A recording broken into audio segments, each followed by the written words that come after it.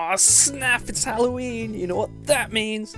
Time to hide in your room in the dark as you ignore the kids at the front door while you lament the fact that no one invited you to another Halloween party. So here's some games you can play, I guess. You ever have that dream that freaked you out but you wasn't quite sure what happened?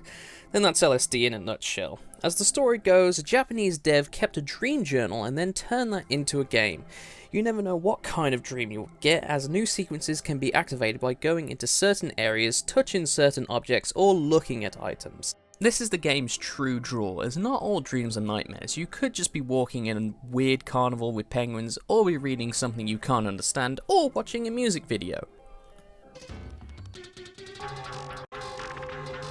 But there are times when you just feel awkward, as if something is watching you. This game has an eerie feeling, like you're watching an old VHS tape that you found somewhere. Remember those?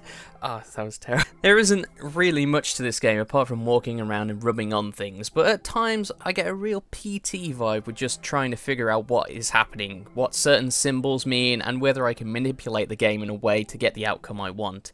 An interesting part of the game is how random it is, so that no two games are ever the same, and talking with others who have played the game and the type of dreams they have encountered add another layer to the game.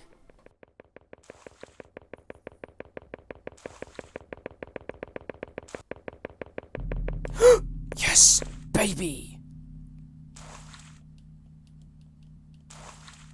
That's not what I was looking for, but I'll take it. Oh, this is gonna be a good dream.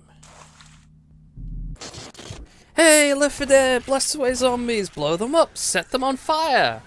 If Left 4 Dead is the zombie action movie, then No More Room in Hell is the book it's based on.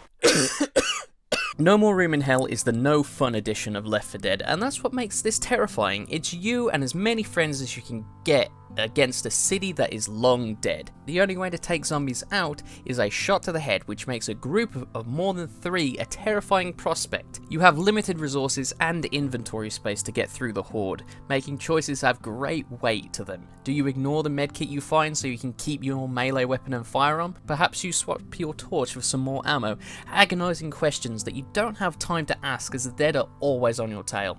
They may move slow, but getting by them is anything but easy. You know how in Resident Evil you really couldn't fight every zombie you ran into, meaning you would have to bob and weave around them? That is exactly what it's like moving around in this game. And multiplayer adds a whole new dynamic as you see character roles develop as you and your friends pick up items. One guy could hold all the healing items, and everyone else could grab weapons to defend him as they move around the level. Somebody could specialize in guns, while the others with less equipment kite the dead around for an easier shot. And the best part is, it uses proximity in-game communication, meaning if you are too far away from everyone else, they won't be able to hear your cries for help as the dead corner you. But as you fight your way out, one of them bites you and your vision becomes cloudy. You're now infected. At any moment you could die and come back as a more aggressive zombie for your friends to deal with. Do you keep this information to yourself as you hope to find some pills to buy yourself more time, or tell your friends and let them know the danger? Maybe they will understand and help you find some, or they will turn on you and take you out before you have a chance to turn on them. This game makes stories which are far more interesting than any AAA game, and best of all, it's free. Things go, family lambs. There was a runner. Look at it slide. Oh no, catch it, quick, quick, quick! Does anyone have the inventory space to pick this up? Yep. Okay. That's it. I love it how that's the first thing that happens. Oh, Alright, no. go. Oh shit! Oh shit! Shit! The Sirens series is a collection of survival horror games deep in Japanese superstition and horror, created by the lead guy on the first Silent Hill. If you wanted Junji Ito the game, then look no further. However, the first 2 games in the series are incredibly hard to get into, just like your mum, as they involve completely nonsensical puzzle solutions that you don't even know you have to do in order to progress. So I'm not going to recommend those games just yet. Instead, I'm going to recommend the 3rd game in the series, Blood Curse. Now, Blood Curse is a remake of the first game, but unlike remakes and remasters, we see today Blood Curse does something interesting. It takes the first game and remakes it as if it was a movie being remade for Americans, if you know what I mean. Just think how Ju-On became the Grudge, and that's what they were going for. This meant replacing all the characters with filthy baka gaijins, and a story more focused on the family unit. The big gimmick of Siren is the sight jacking system, whereby you can look through the eyes of other NPCs in the level, determining their location and what they are doing. Sometimes it's just fun to watch their routines, as the enemies you encounter are reanimated corpses, but they retain something about their past lives. Some may be guarding, others watch TV, and so on.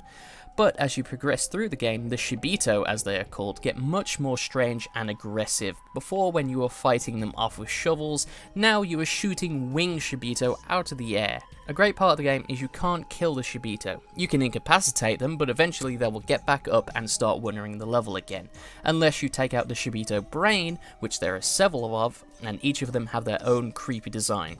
As you get further in the game, spoilers, certain characters will die only to come back as Shibito themselves.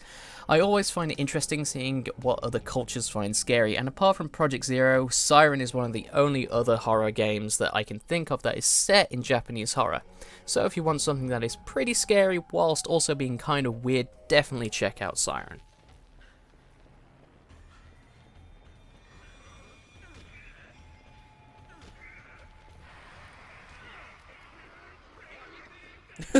They're all here. I'm so fucked. Oh no, the 6-axis! The true horror. Horror games become less scary with friends, true, but games also become more fun with friends. Cry of Fear is a Half-Life mod, and a good one at that. It has surprisingly good graphics, even though it's based on a game that's over a decade old. But we're not here to talk about it. We're here to talk about the co-op campaign, where you and 3 other friends control 4 police officers trying to find the protagonist of the main story, fighting horrors along the way. At the start, the game is very tense as you scrounge for ammo and health and slowly start investigating empty buildings. You're only introduced to a few enemies to begin with, and if you're not familiar with the main game, they can be fairly disturbing the first time you see them. However, as the game progresses, it becomes a lot more like a standard shooter. There are some puzzles to... Wait, no. There's one puzzle to break up the action, but all of them feel out of place. The game is really at its best when you are exploring a new environment, wondering when the next monster encounter is, or when you are out of ammo and low on health and being chased around a dark forest. This is the exit! We gotta hold them off until everyone gets here. We all here? We all here? Where is the... Easy game. Easy. Let's sort that inventory out now. See, alright, just be a coward. Hey, got the nightstick back. Yeah, our funding came through. We're able to use the nightstick. In the middle of us running away from the shed and getting inside. Oh my god. What the hell? That is so fucking annoying. Jesus fucking Christ. Oh man, X-Files is my jam. I've recently been going through the X-Files TV show and on a whim decided to play the video game. It features a truly unique premise whereby 2 people enter a zombie-infested town and are then separated and have to solve puzzles and manage their ammo in order to solve a mystery before entering a mansion that has a secret lab and uncovering the true secret behind the outbreak, and then the city gets burned down. With Remake 2 being so far away it seems, and modern horror being first-person affairs where you just run away from some dumb monster, it's nice to play an actual survival horror game. Sure, it's completely derivative of RE2, but that's okay, as its atmosphere and location are genuinely creepy, and running around town solving puzzles and watching cutscenes featuring the original cast is great, even if they are phoning it in a bit. Prison cell could have survived. I made 3 extra doses to counteract an infection just in case. I think that this rules out witchcraft, Mulder. Just because there's a medical cure doesn't rule out a paranormal cause. I should have stuck the syringe in your ass. A few things that hamper the game from being in the category of best survival horror is some completely stupid missteps. For instance, there are enemies which hold key items that you need to progress in these games. I try to avoid as many enemies as possible in this game so I can build a stockpile of ammo that I'll never use on anything. But if you don't kill this specific enemy, then don't expect to get very far. Another thing is that cutscenes are awful. Most of them contain characters just standing around, not making eye contact as they just stand there basically T-posing. There's also this weird crafting system, which I think you can make Molotov cocktails, but I've never done it. I get a lighter, an empty bottle, and a rag, and that's it. I have tried multiple times to combine these items, and I just can't. And finally, something that can just kill my enjoyment: no tank controls. Today it seems really hip to go back and say the old Resident Evils and Silent Hills had poor controls, which is a blatant lie. Tank controls are perfectly fine, especially in games with fixed camera angles, because no matter where the camera decides to plop itself, your character will always control the same. Unlike in this, where the character will do a little ballet spin when they enter a new screen as you reorientate yourself, something which is really risky as the monsters in this game are fast, hard to kill, and there are so many of them. I may have sounded a bit harsh just then, but that's only because I want to call this game a classic, a hidden gem of its generation, but it's one step forward, two steps back, I'm afraid. The game was made 2 years after the series ended, so the writing is amazing in that really cheesy way. As it turns out, the zombies are being controlled by alien clones of psychic girls that were exposed to an alien artifact that is later stolen by wizards. And that's only the first episode of 4.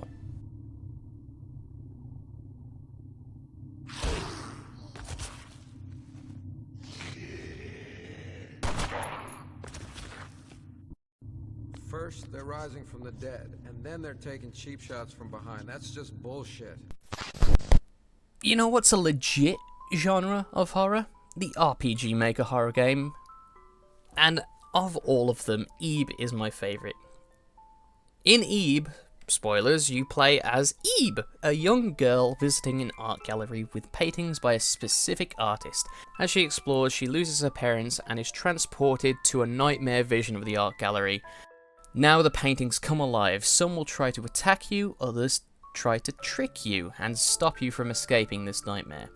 As Eve explores the gallery, she will find other characters that you can play as, and this is how the game starts playing with your expectations, as, like in Silent Hill, the gallery affects certain characters in certain ways, and discovering those differences helps develop the characters with no dialogue being spoken. Sure, a horror game should be scary, but Eve is not only that, it's also charming. Eve never speaks a word, but interactions with other characters give a smile and levity to the situation while you are in downtime.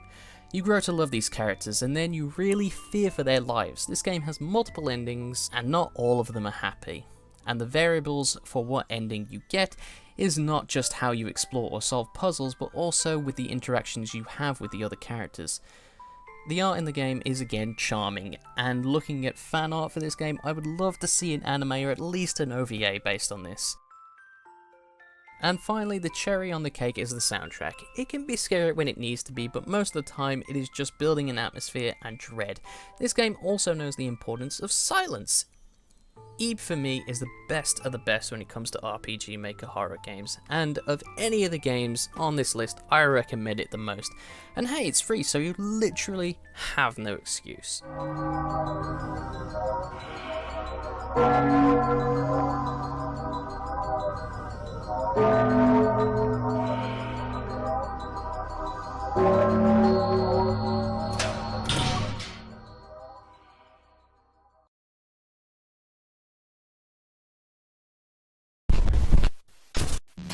So that's my list, and by no means all these games are perfect, I mean, but at least there's something interesting to play at Halloween. And there are a lot of other games that I wanted to include on this list, but I'm just lazy. I could barely play the games I want to play. I could play these.